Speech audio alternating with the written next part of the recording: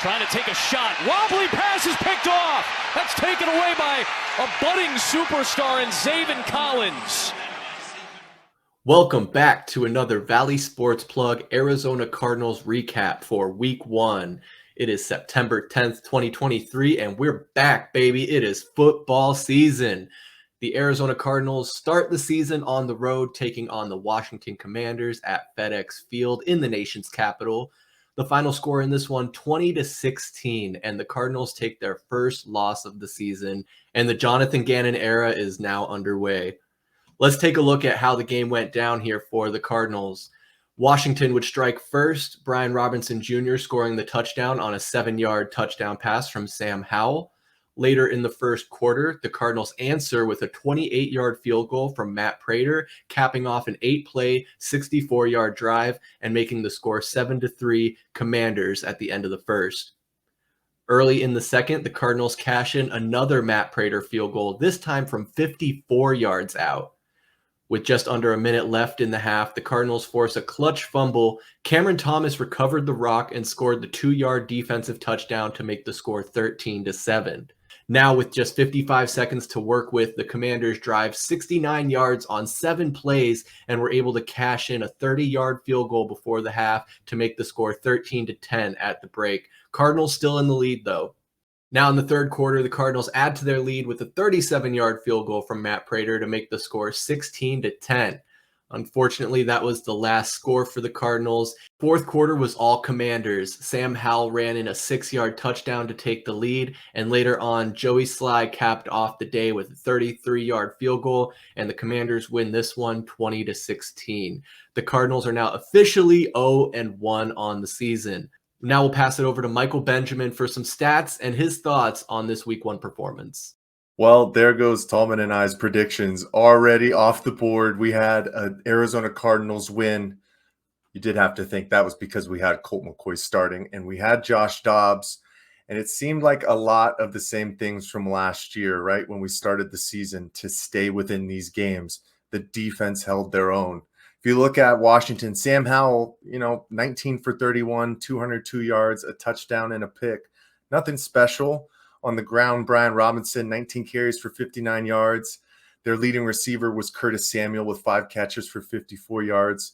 But this defense did it all day long and kept us within this game. Man, we could have had some more turnovers too because Jalen Thompson had one go through his hands. He also didn't turn around on a route, but I'm surprised where people were saying that they had more confidence within this offense when you have a guy, Joshua Dobbs, who hasn't had any on-field experience with this team and has been here for 2 weeks? I mean, look at his numbers, 21 for 30, okay, but 132 yards? It's a 4.4 yard average. His longest throw was 31 yards to Rondale Moore. And down the stretch, man, he struggled. But so did our offensive line. He was sacked 3 times, fumbled 3 times, even though he only lost 1.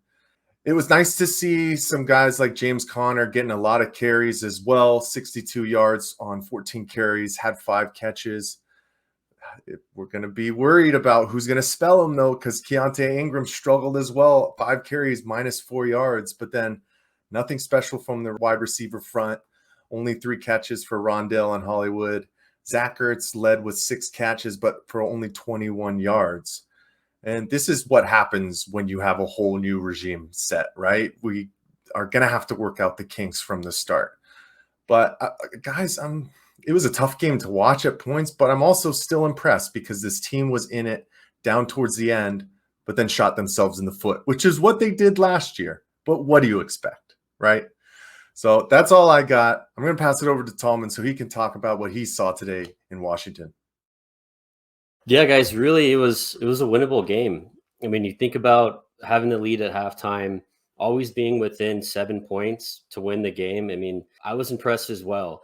Like you mentioned, I did think that this was going to be the Cardinals W when we did our season predictions. But then if you're following along the Tallman ticket, you will see I contradicted myself. I had a little change of heart, getting some cold feet with that prediction. So I did choose the Washington Commanders to win this football game in the ticket. But I was just ultimately impressed all around. Going through the first half of the game, I was like, shoot, we have a chance to win this football game. Josh Dobbs, I mean, He's been in town for what, maybe 2 weeks. I mean, hats off to that guy for how he started. I mean, we were moving the football. I know he did not score an offensive touchdown, which was disappointing to see, but just seeing that we could get points on the board and we could hang in with this team. Of course, if we could play against Sam Howell every single week, I mean, I think we'd be in a whole different boat this season, but the competition is going to get a lot tougher. We're going to play some really good quarterbacks, some better defenses, and it's going to be tough sledding from here. But overall, defensive wise, I mean, like we've been mentioning, the pressure was there. I mean, 6 sacks. I thought going into this season, the defensive front seven was going to be one of our major weaknesses of this team. But if you think about the missed opportunities, the old man Zach Ertz dropping that touchdown pass in the end zone, he couldn't get up high enough. It was a pretty well placed ball by Dobbs. That should have been 6 points right there. And then the 2 missed opportunities by Jalen Thompson. But then let's talk about these penalties all around on offensive side and the defensive side.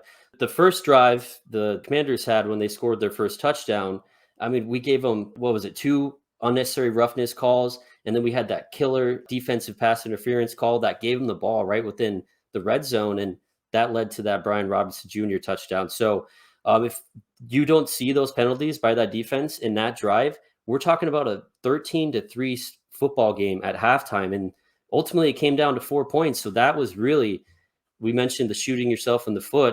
That was killer. Then we saw some offensive penalties from our offensive line. Overall, just some sloppy football. But hey, I'm impressed by what we got out of it. If this defense can keep up that speed, we might have a chance to win more football games than we all as a group at BSP collectively thought. But again, I'll stick by it. We accomplished our goal, which was be competitive, be in the football game, but ultimately get the L at the end.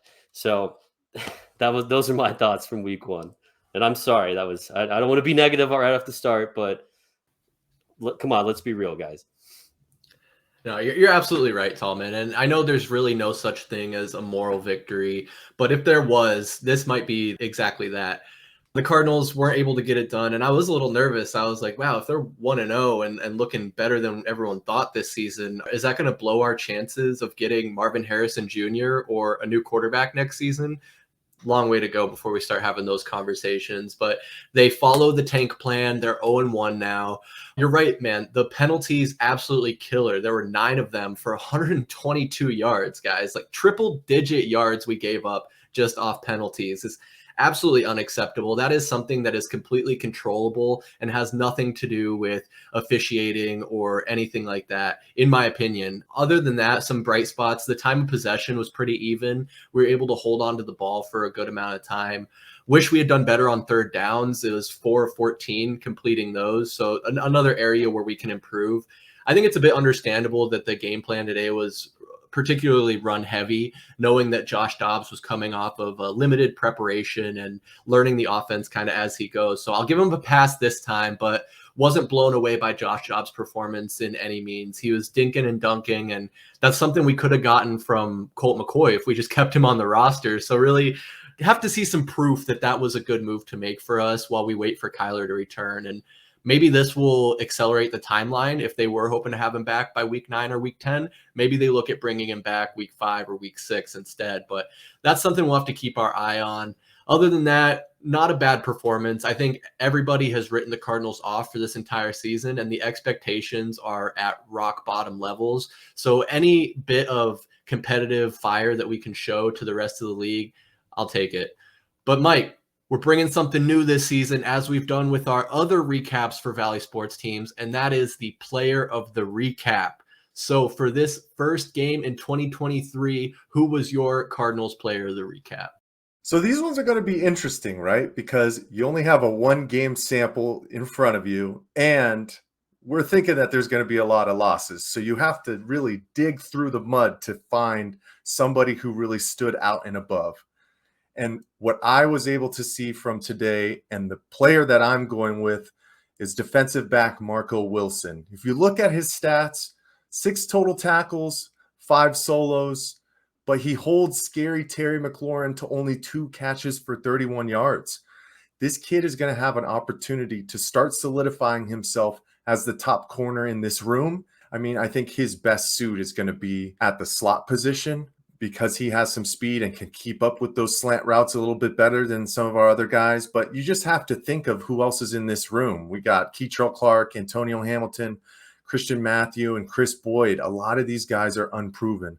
So Marco Wilson is going to have a lot of opportunities, and I think he took that first step today. Now, he did have the big pass interference penalty. We know that, which led to a touchdown. But like I said, we got to dig through the mud. So I went with Marco Wilson this time. All right, Tallman, player of the recap for week 1. Who are you going with? All right, player of the recap, week 1. I'm going to go with Dennis Gardeck, the Barbarian. Right. I mean, come on, guys. He had a double sack performance today.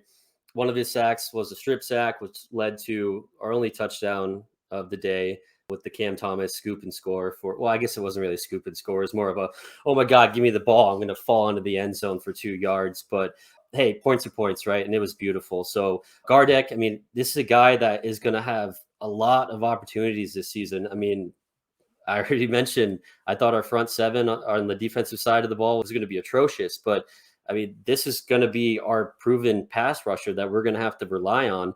Obviously, they're moving over Collins to kind of complement that as well. But if this guy can keep this up and, string together 10, 15 sacks, I mean, that's going to be a win right there. And special teams guy, he's been on the team for a while. He's a familiar face. It was great to see him get all those opportunities today and be successful at the end. So Dennis Gardeck, week 1, player of the recap. Marco Wilson, Dennis Gardeck, the Barbarian, all solid choices. Defense seemed to reign supreme here today for the Arizona Cardinals.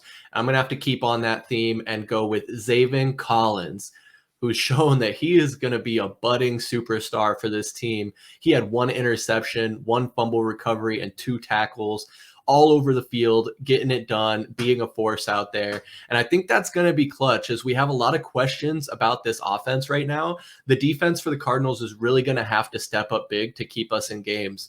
Jonathan Gannon keeps saying that we're competing. He wants killers. He wants to try and win games. And it's going to be on the heels of the defense if we do that, in my humble opinion. So that's why I got to go Zaven Collins. I will say, honorable mention, Matt Prater, for scoring all of our points on offense this week. It was close.